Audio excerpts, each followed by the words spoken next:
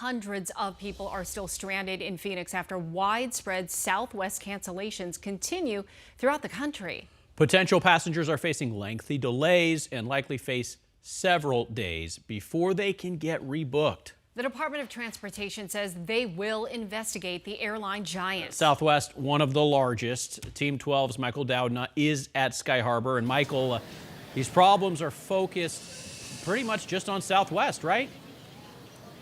It really is. According to FlightAware, Southwest has canceled more than 60% of its flights today. For comparison, Delta Airlines is at 1%. Now, Southwest has blamed weather for these issues so far, but if you talk to passengers, pilots, and employees, well, they say there's more to it.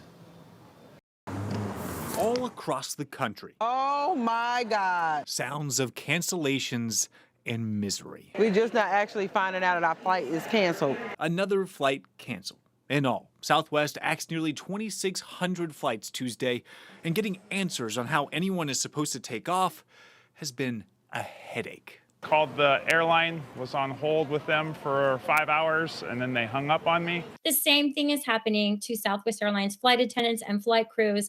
That's Lynn Montgomery, the president of the Southwest Flight Attendant Union, and she says the system itself broke down. We've had flight attendants on hold for up to 12, 17 hours in some cases and unable to get hotel rooms. The source of the problem, according to both flight attendants and pilots, is aging, outdated software. And our software can't keep track of it. So they don't know where we are. They don't know where airplanes are. Captain Michael Santero says he's never seen a disruption this bad. But the problem itself isn't new. We've been telling them this for years. We have a meltdown like once a year for the past 5 or 6 years. Last year, it was back in October. Southwest canceled more than 2,000 flights, and that time, well, they blamed it on Florida's weather and traffic control issues. I want to see some serious investments and changes happening in our scheduling department. Now, hundreds and hundreds of flights are grounded. Thousands of people are stranded. And pilots, passengers, and flight attendants all are asking for a change. We need more than just talking about that. We need to see an action plan. It's embarrassing. Southwest do better.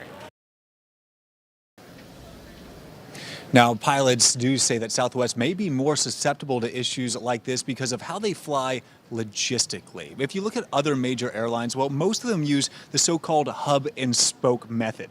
Major cities act as hubs for airline resources and branch out to smaller airports. More connections, but usually it means that fewer flights are going to be impacted by one canceled flight. Southwest, on the other hand, goes point to point. So a flight may go from Chicago to Dallas to Phoenix, and any disruption could cause problems for all three flights. We're live at Sky Harbor. Michael Dowdna, 12 News.